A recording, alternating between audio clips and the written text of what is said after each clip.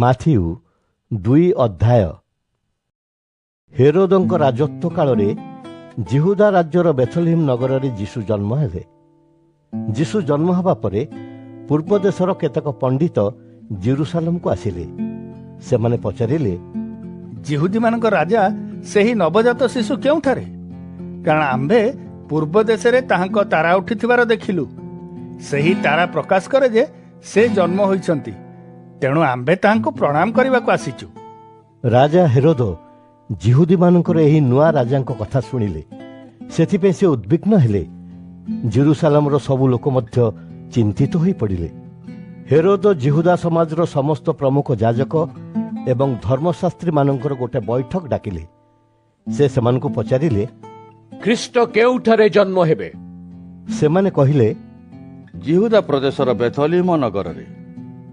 ଭବିଷ୍ୟତ ବକ୍ତାଙ୍କ ଶାସ୍ତ୍ରରେ ଏ ସମ୍ପର୍କରେ ଲେଖିଛନ୍ତି, ହେ ଜିହୁଦା ପ୍ରଦେଶର ବେଥଲେହେମ୍, ଜିହୁଦାର ଶାସକମାନଙ୍କ ଭିତରେ ତୁମ୍ଭେ ମହାନ। ହଁ, ତୁମ୍ଭରି ଭିତରୁ ଜଣେ ଶାସକ ଆଗତ ହେବ ଏବଂ ସେହି ଶାସକ ମୋର ଲୋକମାନଙ୍କୁ ଇସ୍ରାଏଲକୁ କଢ଼ାଇ ନେବେ। ତାପରେ ହେରୋଦ ପୂର୍ବ ଦେଶରୁ ଆସିଥିବା ପଣ୍ଡିତମାନଙ୍କ ସହିତ ଗୁପ୍ତ ବୈଠକ କଲେ। ସେମାନେ କେତେବେଳେ ପ୍ରଥମେ ସେହି ତାରା ଦେଖିଥିଲେ, ତାର ସଠିକ୍ ସମୟ ହେରୋଦ ପଣ୍ଡିତମାନଙ୍କ ଠାରୁ ବୁଝିନେଲେ। ହେରୋଦ ସେମାନଙ୍କୁ ବେଥଲେହେମ୍ ପଠାଇଲେ ଓ କହିଲେ, ତୁମ୍ଭେମାନେ ବେଥଲେହେମ୍ ଯାଇ ଶିଶୁଟି ବିଷୟରେ ଯତ୍ନ ଭାବରେ ଖୋଜ ଖବର ନିଅ। ଯଦି ତୁମ୍ଭେ ତାକୁ ପାଇଯାଅ, ତେବେ ମୋତେ ଜଣାଅ। ତାପରେ ମୁଁ ମଧ୍ୟ ଯାଇ ତାହାଙ୍କୁ ପ୍ରଣାମ କରିବି। ପଣ୍ଡିତମାନେ ରାଜାଙ୍କ କଥା ଶୁଣି ଚାଲିଗଲେ। ଯେଉଁ ତାରାଟି ସେମାନେ ଆଗରୁ ପୂର୍ବ ଦେଶରେ ଦେଖିଥିଲେ, ପୁଣି ଥରେ ତାକୁ ଦେଖିଲେ। ସେହି ତାରାଟି ତାହାଙ୍କ ଆଗେ ଆଗେ ଚାଲିଲା ଏବଂ ଯେଉଁଠାରେ ପିଲାଟି ଥିଲା ସେହି ସ୍ଥାନ ଉପରେ ସ୍ଥିର ହୋଇ ରହିଗଲା। ତାରା ଦେଖି ପଣ୍ଡିତମାନେ ବହୁତ ଖୁସି ହେଲେ ଏବଂ ଆନନ୍ଦରେ ପରିପୂର୍ଣ୍ଣ ହେଲେ। ସେମାନେ ଘର ଭିତରକୁ ଗଲେ। ମା ମରିୟମଙ୍କ ପାଖରେ ପିଲାଟିକୁ ଦେଖିଲେ। ତାହାଙ୍କୁ ଭୂମିଷ୍ଠ ପ୍ରଣାମ କରି ତାହାଙ୍କୁ ଉପାସନା କଲେ। ତାପରେ ସେମାନେ ଶିଶୁ ପାଇଁ ଆଣିଥିବା ଉପହାର ପେଡ଼ିଟି ଖୋଲିଲେ। ସେମାନେ ଶିଶୁକୁ ସୁନା, କୁନ୍ଦୁରୁ ଓ ଗନ୍ଧରସ ଉପହାର ଦେଲେ। କିନ୍ତୁ ପରମେଶ୍ୱର ସେମାନଙ୍କୁ ହେରୋଦଙ୍କ ପାଖକୁ ଫେରି ନ ଯିବାକୁ ସ୍ୱପ୍ନରେ ସାବଧାନ କରାଇଦେଲେ। ତେଣୁ ସେମାନେ ଅନ୍ୟ ଏକ ପଥ ଦେଇ ନିଜ ଦେଶକୁ ଫେରିଗଲେ।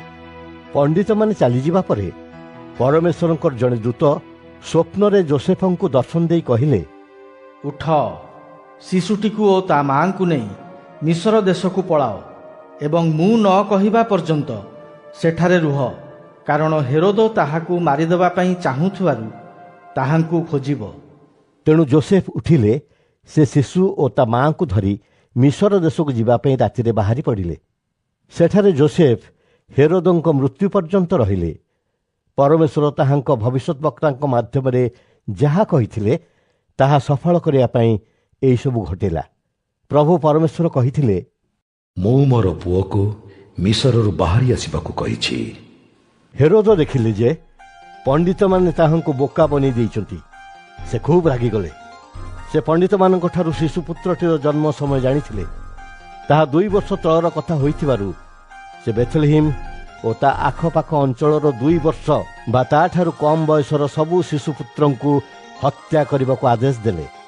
ଏହିଭଳି ଭାବରେ ଭବିଷ୍ୟତ ବକ୍ତା ଜେରେମିୟଙ୍କ ମାଧ୍ୟମରେ କୁହାଯାଇଥିବା ପ୍ରଭୁଙ୍କ ବାକ୍ୟ ସଫଳ ହେଲା। ରାମାରେ ଏକ ଦୁଃଖ ଭରା ସ୍ୱର ଶୁଣାଗଲା। ତାହା ରୋଦନ ଓ ଅତିଶୟ ବିଳାପର ସ୍ୱର ଥିଲା। ରାହେଲ ତା ପିଲାମାନଙ୍କ ପାଇଁ କାନ୍ଦୁଥିଲା। କେହି ହେଲେ ତାକୁ ସାନ୍ତ୍ୱନା ଦେଇପାରିବେନି, କାରଣ ତାର ପିଲାମାନେ ମରିଯାଇଥିଲେ। ହେରୋଦଙ୍କ ମୃତ୍ୟୁ ପରେ ମିଶରରେ ଯୋସେଫଙ୍କୁ ସ୍ୱପ୍ନରେ ପ୍ରଭୁ ପରମେଶ୍ୱରଙ୍କର ଜଣେ ଦୂତ ଦେଖାଦେଲେ। ଦୂତ କହିଲେ, ଉଠ, ପିଲାଟିକୁ ଓ ତା ମାଆକୁ ନେଇ ଇସ୍ରାଏଲ ଦେଶକୁ ଯାଅ, କାରଣ ଯେଉଁମାନେ ପିଲାଟିକୁ ମାରିଦେବାକୁ ଚେଷ୍ଟା କରୁଥିଲେ ସେମାନେ ଏବେ ମରିଗଲେଣି। ତେଣୁ ଯୋସେଫ ପ୍ରସ୍ତୁତ ହେଲେ। ସେ ପିଲାଟିକୁ ଓ ତା ମାଆକୁ ନେଇ ଇସ୍ରାଏଲ ଫେରିଗଲେ। କିନ୍ତୁ ଯୋସେଫ ଶୁଣିଲେ ଯେ ହେରୋଦଙ୍କ ମୃତ୍ୟୁ ପରେ ତାହାଙ୍କ ପୁଅ ଆର୍ଖିଲାୟ ଜିହୁଦାରେ ରାଜା ହୋଇଛନ୍ତି। ତେଣୁ ସେ ସେଠାକୁ ଯିବାକୁ ଭୟ କଲେ। କିନ୍ତୁ ପରମେଶ୍ୱରଙ୍କ ଠାରୁ ସ୍ୱପ୍ନରେ ଆଦେଶ ପାଇ ଯୋସେଫ ଗାଲିଲି ପ୍ରଦେଶକୁ ଗଲେ। ସେ ସେଠାରେ ପହଞ୍ଚି ନାଜରିତ ନାମକ ନଗରରେ ବାସ କଲେ। ଖ୍ରୀଷ୍ଟ ନାଜରିତୀୟ ରୂପେ ଖ୍ୟାତ ହେବେ ବୋଲି ଭବିଷ୍ୟତ ବକ୍ତାମାନଙ୍କ ମାଧ୍ୟମରେ ପରମେଶ୍ୱର କହିଥିଲେ ସେହି ବାକ୍ୟ ଅନୁସାରେ ଏହା ଘଟିଲା।